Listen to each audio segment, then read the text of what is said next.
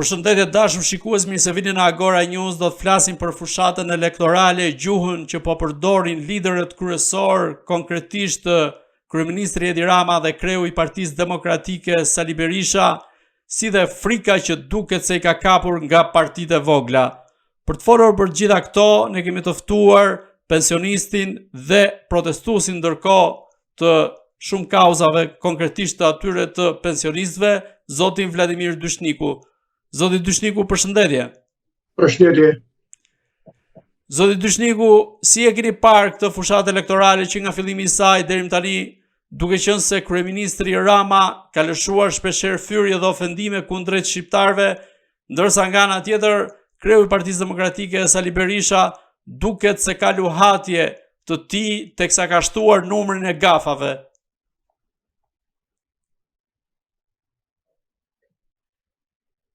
Ka kaluar gjysma e fushatës elektorale dhe në gjykimin tim, kjo është fushata më e shpifur, më amorale që të dy forcat politike kryesore po zhvillojnë në këto momente. Pse e them këtë? Duke filluar me gjykimin e fushatës elektorale nga ana e Partisë Socialiste dhe konkretisht e kryeministit Rama, mua më lindë drejta ta pyes këtë njeri. Kujt i shërbeni juve zoti Rama? E lëshoj këtë pyetje sepse unë gjithçka ka bërë ky në këtë fushat, pa e anashkaluar dhe më para fushatës, unë gjykoj se ky nuk i shërben popullit shqiptar, por i shërben vetëm sundimit të tij diktatorial dhe habitem se si mbështetësit e tija, por edhe Bashkimi Evropian nuk e shef këtë njeri si njeri negativ, si njeri që ky e ka këtë fushat sa për të kaluar radhën. Pse e them këtë? Të dy partitë kryesore, me marrëveshjen që bën 24 korrik të vitit kaluar, e kanë vullosur fitoren në zgjedhje. PS-ja në krye, PD-ja nga mbrapa. Sepse me listat e mbyllura, këta vendosën përfundimisht që forcat e reja politike nuk kanë asnjë shans për të marrë pushtetin.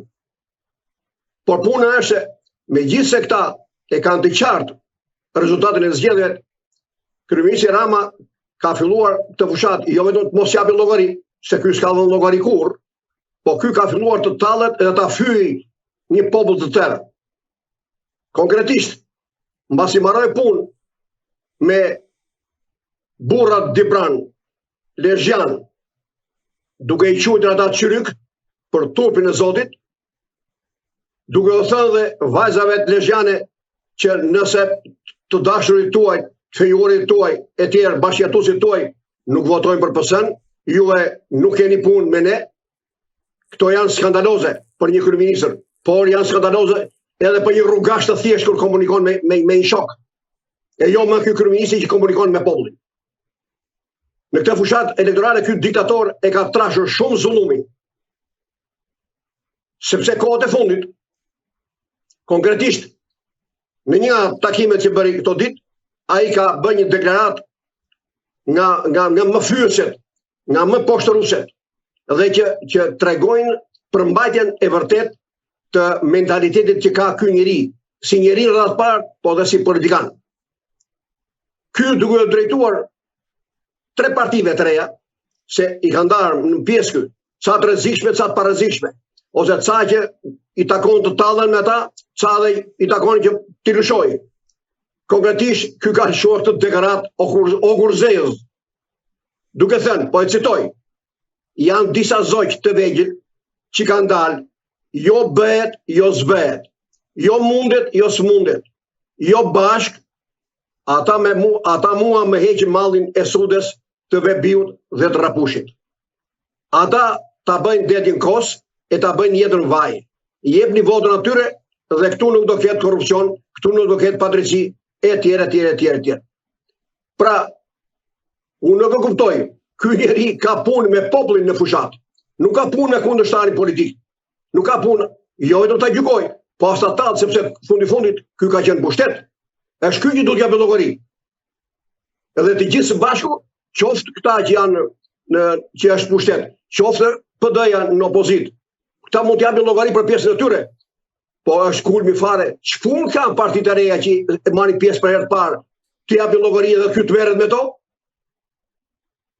Prandaj unë mendoj se ky nuk e ka thjesht si argalisje, si shfaqje e edukatës dhe kulturës këtij prej rrugaçi që përdor fjalor që janë të papranueshëm në shoqëri, jo më në politikë.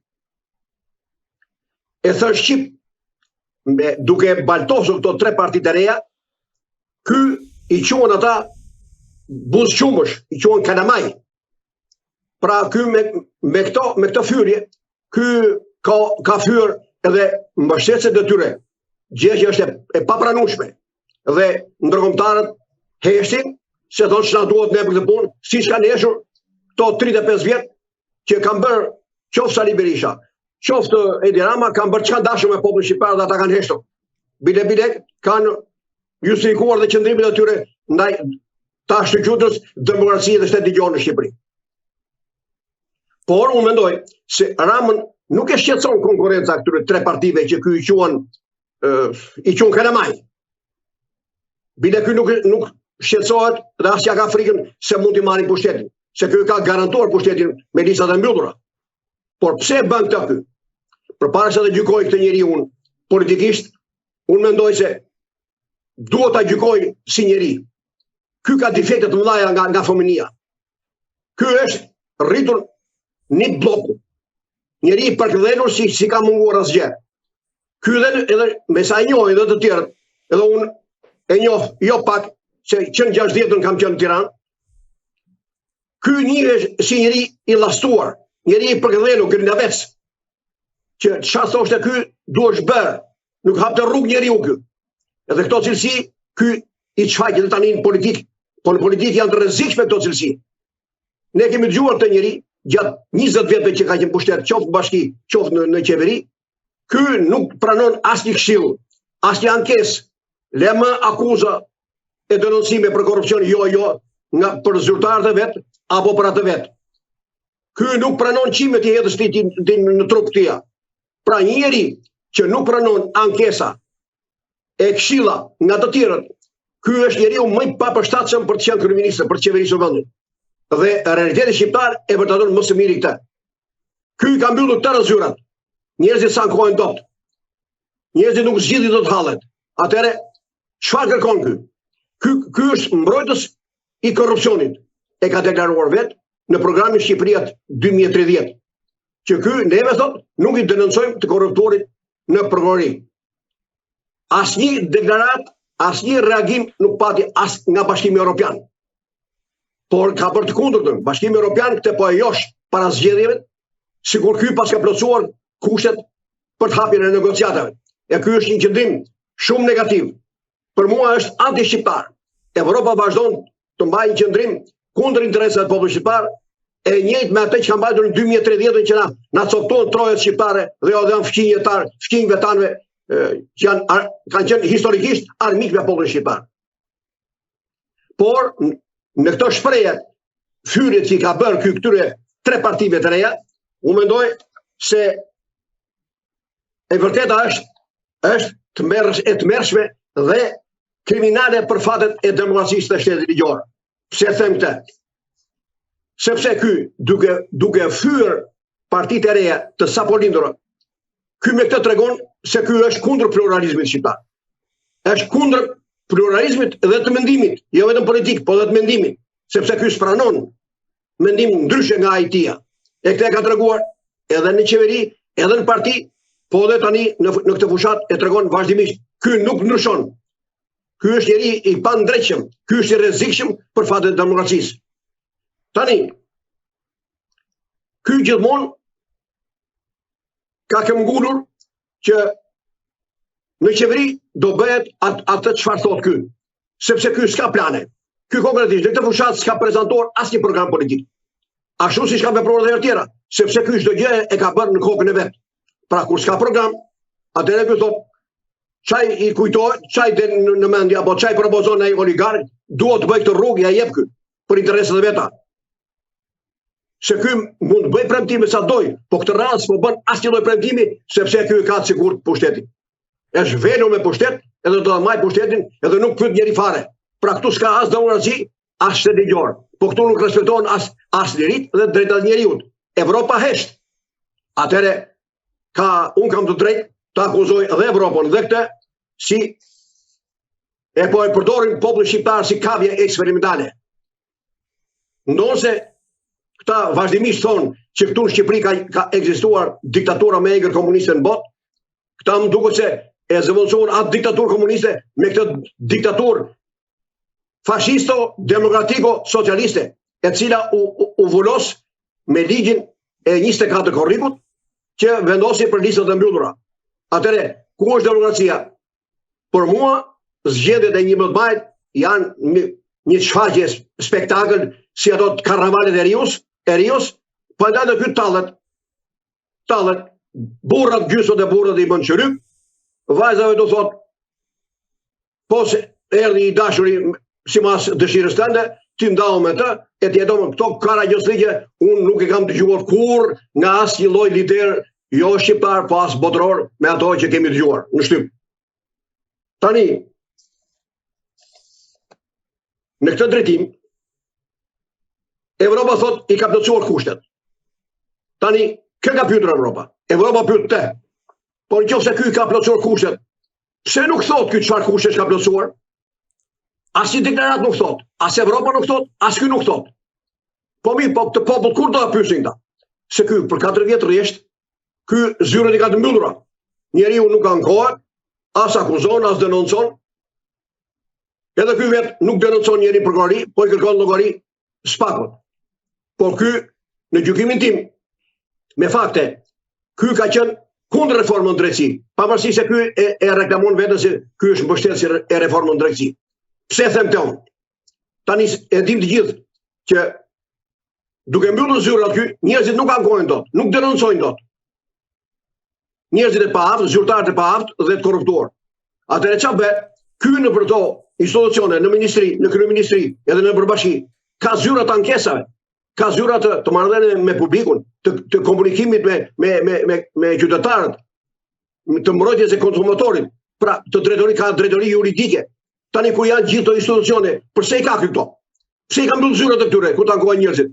Tani njerëzit s'kan ku ankohen, se ky i ka mbyllur zyrat dhe kanë shkuar gjithë në gjykatën administrative. Kjo gjykatë është mbushur me mijëra dosje dhe problemet do zvarriten. Atëre, ku është mbështetja që i bën ky drejtësisë?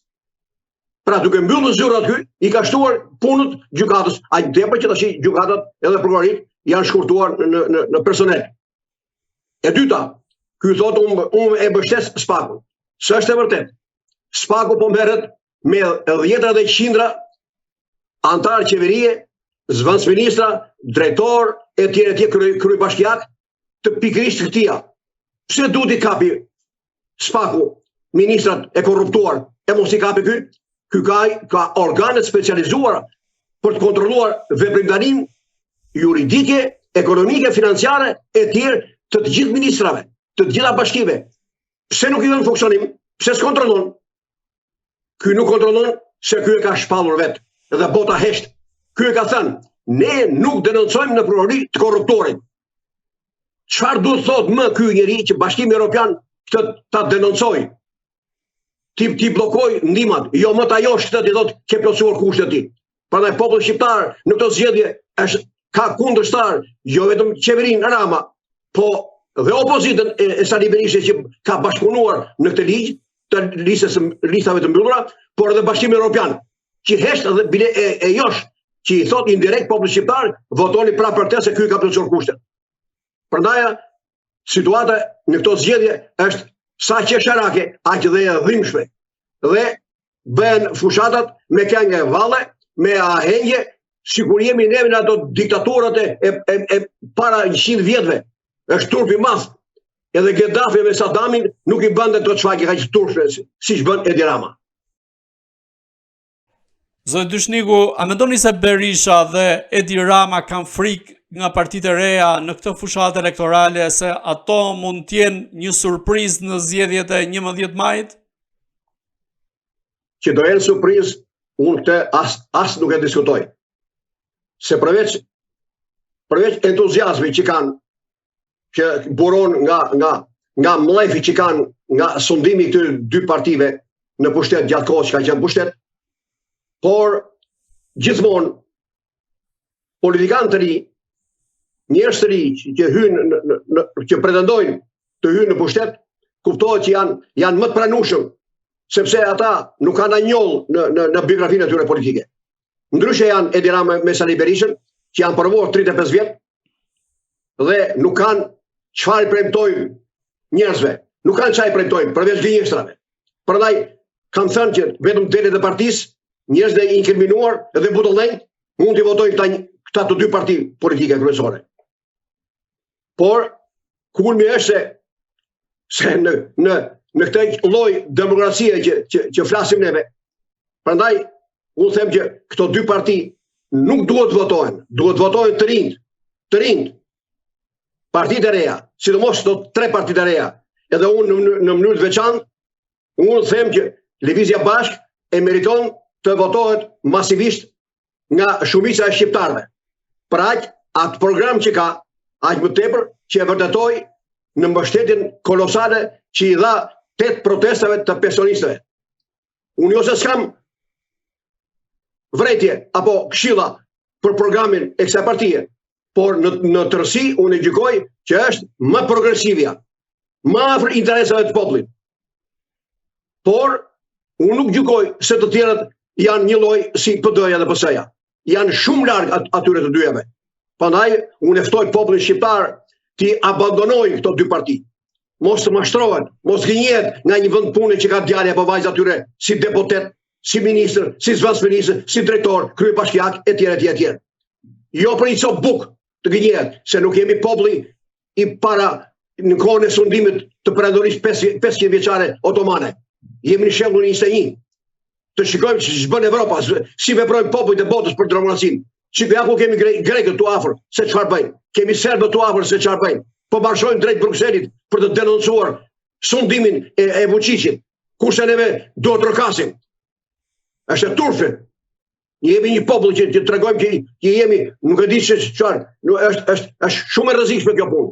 E kjo situatë duhet të japi një mbështetje edhe Bashkimi Evropian, nëse mendon që ka rrëzuar diktaturën komuniste, por ne tani nuk jemi prapë në diktaturë, sepse vazhdon lufta e klasave dhe talloni ushqimor. Nëse ata nuk e kuptojnë këtë, nuk e shikojnë këtë, atëherë Bashkimi Evropian është kundër interesave të popullit shqiptar. Edhe kot murret që do na futin në BE. Futen në BE sa doshti. Në BE do futet vetëm Edi Rama me Sali Berishën. Populli shqiptar, shumica nuk ka për të futur në BE. A mendoni se ka një marrëveshje sekrete mes Ramës dhe Berishës për qëndruar në pushtet në vimësi?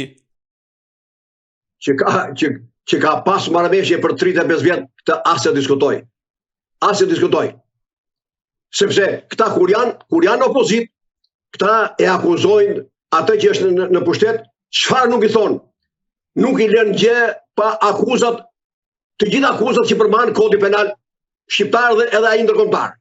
Ja numërojnë të gjitha. Ama kur marrin pushtetin, bëjnë sikur i harrojnë dhe vazhdojnë prapë bashkëpunimin me njëri tjetrin. Po mirë, kur i kuptoj unë që jam qytetar i thjesht, si kupton ka Evropa këta, edhe nuk i gjykon. Prandaj unë mendoj që ne nuk e kemi mbështetjen, sepse edhe këto delegacioni i Bashkimit Evropian që është në Tiranë, nuk ka asnjë komunikim me shqiptarët. Të gjitha organizatat jo qeveritare që paguhen nga të huajt, asnjë komunikim s'kan me qytetarët, asnjë mbështetje. Përfshi dhe Komiteti Shqiptar të Helsinkit, që unë e kam informuar për disa probleme edhe kanë heshtur. Atëherë, për çfarë duam këto ne? Pse ekzistojnë këtu? Janë bërë si sekte fetare, që na vinë na fundin një copë letës edhe asgjë tepër. S'është e drejtë. Nuk është kjo demokracia. Ne populli shqiptar tani janë hapur kufit. Ne kemi parë dhe botën si vepron, si reagon, si ekziston, si funksionon demokracia dhe shteti ligjor. Këtu s'ka gjikundi, këtu s'ekziston fare. Këtu ne jemi në një vilajet otoman të kohës perandorisë turke. Është turp, Evropa të thotë që këtu është plotësuar, janë plotësuar kushtet për në BE. Është turp. Le të vijë të shikoj këtu në Tiranë, mos të shikoj Tiranën këta vetëm te qendra në Shesh Strebej, apo rruga të Dëshmorët e Komit, apo rruga aksi nga Rinasi deri te liçeni artificial. Nuk është as Tirana as Shqipëria. Tirana thonë këta zhvilluar Tirana. Çfarë zhvilluar Tirana? Ka ardhur Shqipëria në Tiranë. Po pse vjen Tiranë? Ka industri. Ku punojnë njerëzit? Lypsa janë, shitsa, kamarier. Shesin drog, shesin pisike, ka vjedhje. Ku është? Me çaj bazojnë ta zhvillimin? Ja rritur shpirët e ndërtesave. Për çfarë ja rritur? Kush po i ble? Njerëzit janë pa punë. Kush i ble më? Shqiptarët po ikin për ditë. Ato janë thjesht justifikim edhe shplarje të pastrimit parave. Shteti hesht për të punë. Prandaj nuk është hiç e drejtë. Evropa do t'i hapi dyert, t'i hapi urdhër t'i hapi zyrat të ankohen njerëzit, të zgjidhni problemet, sepse po trashën zullumi. Në qofse këtë radhë ai Edi Rama do votohet me çfarë arsye nuk e di, po do votohet e do marrë pushtetin, Shqipëria, unë e gjykoj se Shqipëria do vejnë në katastrofë. Të mos gëzohet as Bashkimi Evropian, as ata që do të votojnë Edi Ramën. Edhe Sali Berisha, po Edi Rama që është në pushtet dhe që pretendohet të marrë edhe nga sondazhet e gjoja, do marrë shumicën. Asnjë, pushtetin do marrë një nga partitë e reja. Si të gjykoj populli shqiptar. Unë e thash, për mendimin tim, e meriton Lëvizja Bashk.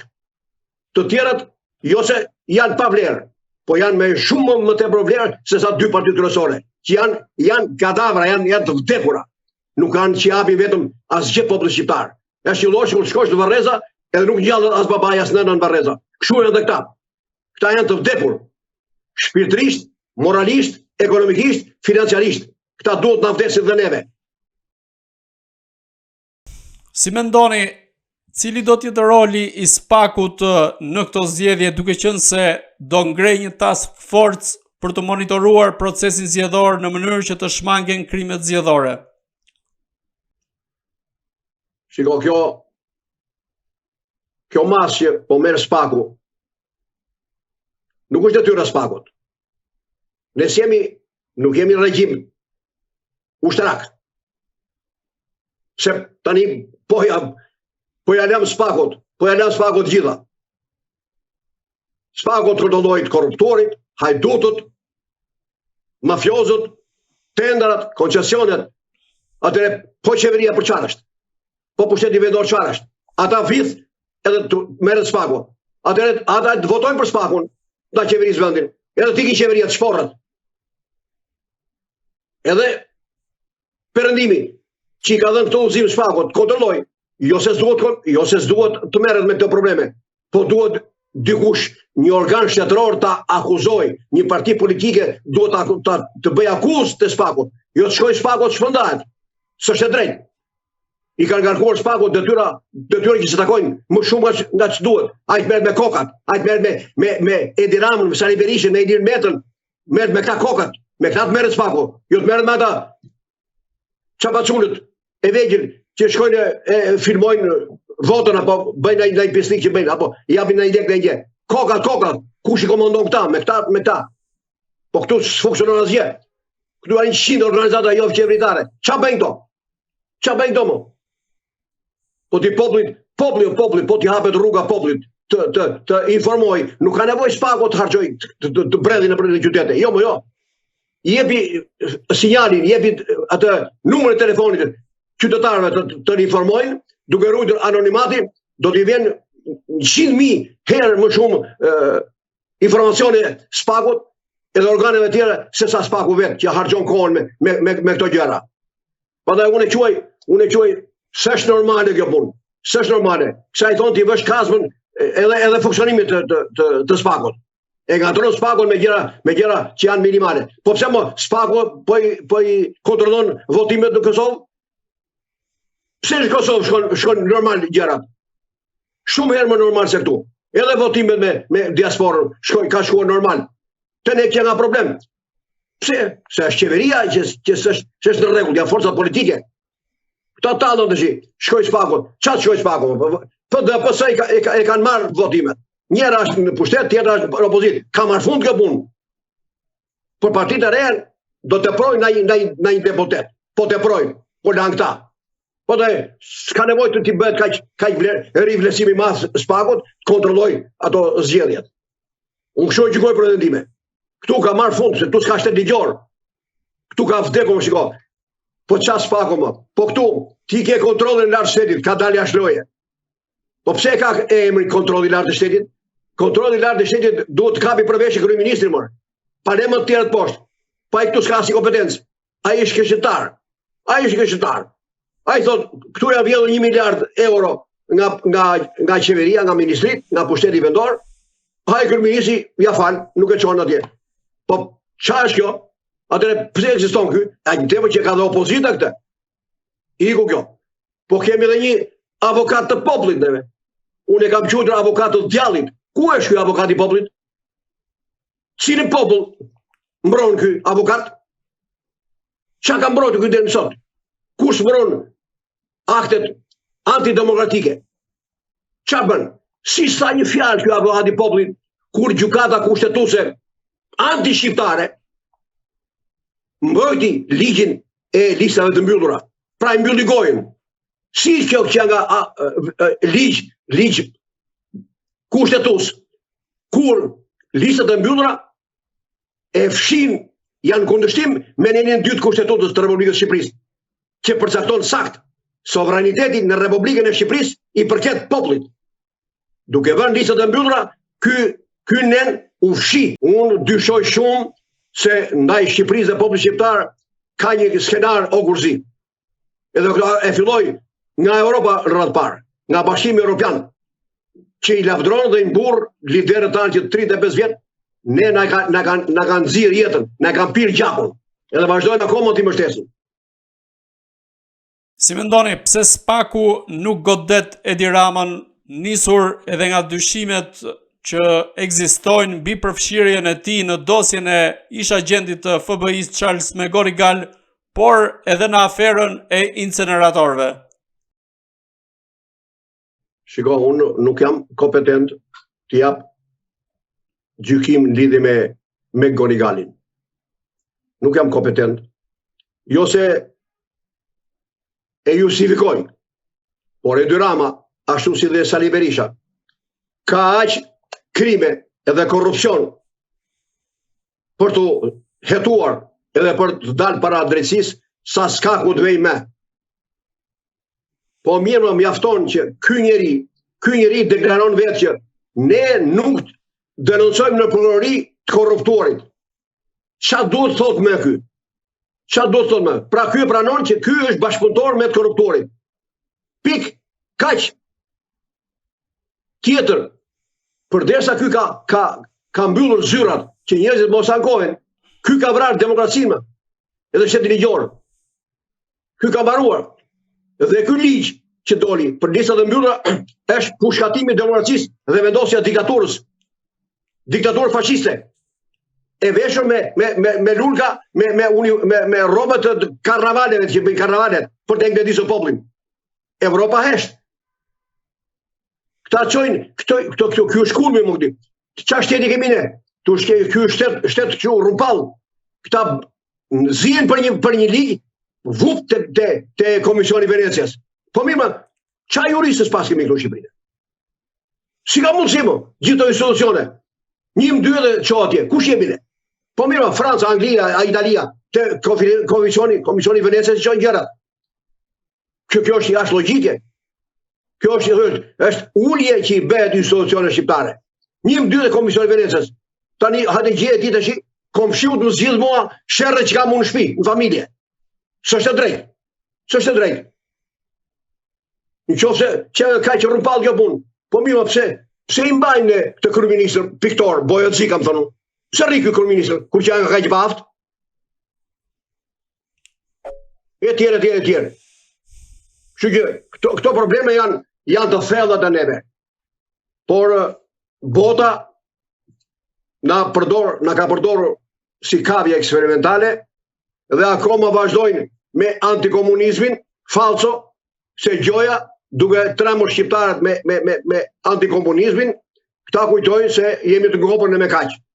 Por këta se kuptojnë ose s'duan ta kuptojnë. Se shqiptarët sot e kanë parë botën. Unë për shembull, se kush është antikomunizmi, jo këta që thonë, se këta antikomunizmi shqiptar është anti-shqiptarizëm, është vërtetuar për 35 vjet. Unë e kam parë se çfarë ka bërë, se kush është antikomunizmi dhe çfarë ka bërë ai për qytetarët e vet, e kam parë në Shtetet e Bashkuara të Amerikës. Antikomunizmi është armik i varfërisë, i padrejësive, i pabarazisë shoqërore dhe pasurore. Nuk është armik i njeriut të pafajshëm.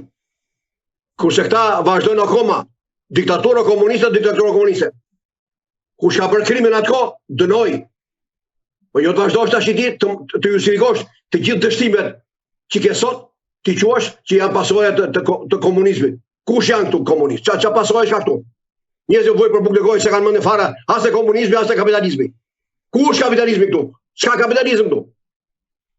Sepse edhe media jonë nuk tregon valla, ore si do të jetë një shtet demokratik. Unë kam disa vite që i them, ore duhet të tregoj se si është Michigani, i Shtetit e Bashkuar të Amerikës, shteti i Michiganit, se si funksionojnë atje të gjithë institucionet.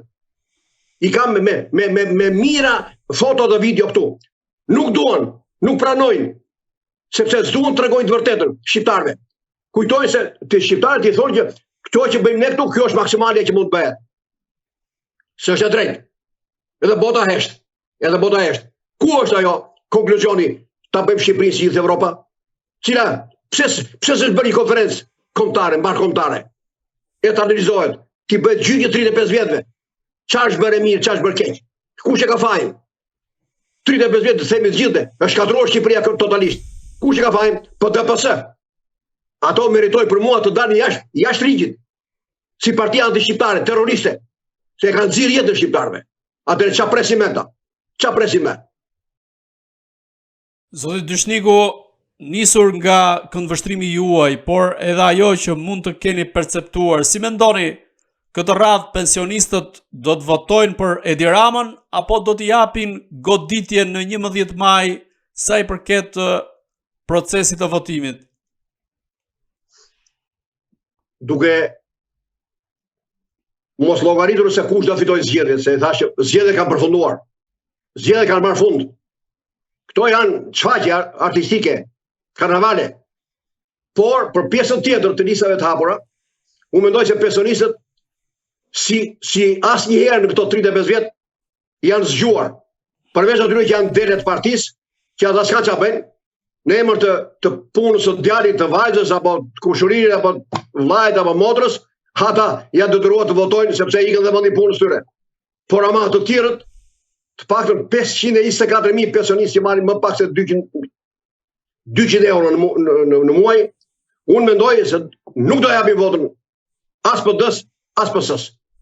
Aq më tepër këtij njeriu, Edi Ramës, që jo vetëm na përbuzin neve, por as pranoj të na takoj, të na dëgjoj se çfarë ankesash kemi, edhe çfarë zgjidhje që japin këtij njeriu. Se ky thot nuk kam lek. Po s'është e vërtet. Se s'është vetëm leku që i mungon këtia, po e kam thënë disa herë. Ore mirë s'ke lek, e zëm se s'ke lek. Po ti ke lek që s'kem të se ti ke korrupsion. Po mos kishe lek, s'do kishe korrupsion. Por më thjeshta është mirë s'ke lek për të na dhënë, po për të marrë pse na i merr. Ky në 200 euro që i jep një pensionisti, ky pensionisti shet blen ushqime se do jetoj, se nuk do bëj biznes me 200 euro. Atëherë ky në të 200 euro, ai merr me TVSH, i merr 40 euro. Pra në fakt i bie që pensionisti shet 160 euro për dorë për këtë punë, se 40 ja merr prapë shteti. Tani, në vit i bie që këto 200 euro, në 12 muaj i bie mbi 450 euro në vit. Pse nuk na i jep në këto këty? Pse s'na i kthen këto? Pse nuk na i kthen? Po na gënjen, nani ju bonus për vit të ri. Ky është njëri këtij sillimse të popullit shqiptar. Sepse ky është armik i popullit shqiptar, ai ka treguar me vepra. Se nëse ai nuk është dakord me këtë që po them unë, që e kam përsëritur disa herë edhe në protesta, pse nuk argumenton? Të dalë ori, jo më takon me neve, ta thotë me ata delet e partisë që ka. Ne nuk e bëjmë këtë me TVSH, se për këto arsye. Pse nuk thot? Nuk thot dot se nuk e justifikon dot. Nuk e mbron dot veten e tij. sepse nuk do të dali hapur. Edhe ata kukullët që ka i ministra, që i zëvëndson si mas qepi tia, e ata s'flasin se vetëm ky flet. Ky është Bojaxhi, njëkohësisht merr përsipër edhe të ministri e financës, edhe të jashtme dhe të mbrojtjes, tëra ky ka. Pra që këtu duket që këtu ka diktaturë. Ky diktator, po bota e shefte, nuk e shef. Atëre e bojmë ne. Prandaj unë u them shqiptarëve. Ju kujtoj shqiptarëve që para 2 vjetësh në një qytet të Kanadas, që ishit pak kënaqur nga pushtetarët, vunë si kandidatur për kryebashkiak, vunë një qen për ta votuar qenin kryebashkiak, me arsyotimin se ai qeni të paktën nuk do bëj padrejti, nuk do vjedhi, nuk do bëj korrupsion, e do eti barabar për të gjithë, do shërbej të gjithëve. Ai vërtet, ai nuk u zgjodh, po ama e cakton kandidatur, e ky është reagim i atyre qytetarëve të ndershëm. Kurse neve vazhdojmë akoma të themi që mua kaq më takon, thot ai ish kooperativisti. 80.000 lekë të muaj, thot, kaq takon, kaq marru, thot. Po mirë, kur merr kryeministri vet, edhe ministra e deputetët nga 6 milion, e ti merr 80.000 lekë. Kjo diferencë. Po aty aq i takoka? Apo ajo ministra që tha, nuk quheshi i varfër, tha po more 140 euro në muaj. Po mirë, kur nuk që nga i varfër 140 euro, ti pse s'merr pak 1.400 euro në muaj, ti si ministre? Po merr 6.000 euro. Çfarë logjike kanë ta? Logjik kriminale, antipopullore. Prandaj këto zgjedhjet janë zgjedhje karnavalesh, janë zgjedhje të turpshme, e të ketë turp dhe Bashkimi Evropian që organizon dhe i mbron këto lloj zgjedhje nga këta lloj politikanë.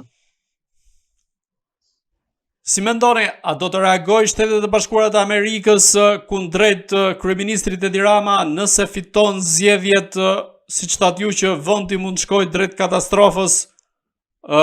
Pra, po themi nëse mund të reagojë përmes sistemit të drejtësisë për të bërë të mundur goditjen e elementëve të korruptuar? Unë s'kam asnjë dyshim se ashtu si deri më sot, që kur është shpall non grata Sali Berisha, edhe do shpallën edhe sa të tjerë, sipas njoftimeve të shtypit, unë shpresën e vetme kam vetëm te Shtetet e Bashkuara të Amerikës. Evropa ka dështuar me turp në Shqipëri. Ka dështuar dhe s'ka asnjë lloj reagimi. Të paktën Shtetet e Bashkuara të Amerikës e kanë bërë reagimin, edhe vazhdojnë të reagojnë. Prandaj, nëse ne do ndryshojë diçka, vetëm në sajt të ndihmës edhe mbështetjes së Shteteve Bashkuara të Amerikës. Ky është mendimi. Zoti Dyshniku, unë ju falenderoj që ishit në Agora News. Faleminderit dhe juve. Të dashur shikues, bashkë do shihemi në intervista të tjera, por mos harroni të bëni subscribe në kanalin tonë në YouTube.